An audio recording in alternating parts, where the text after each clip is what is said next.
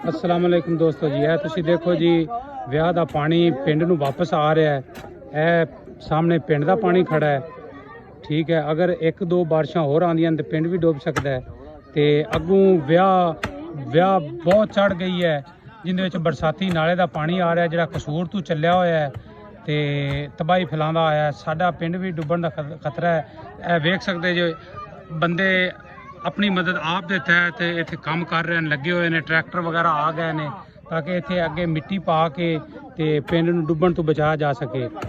ते कोई हुकूमत की तरफों इत्थे मशीनरी नहीं आई, कोई अमला नहीं आया, ठीक है। ये बरसाती नाला उन्हें एक अजाब साडे ते मुसलत किया होया है, जिहड़ा पिंड नूं बारिश आ जाए तो डुब्बण ते पहुँच आंदा है ते कोई फिर इत्थे मदद करने वास्ते भी नहीं आंदा।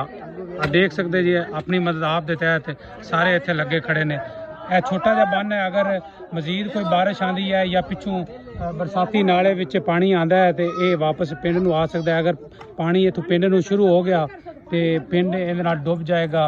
लोगों के कच्चे घर ने, कच्चे मकान ने, लोगों को बहुत ज़्यादा नुकसान होएगा।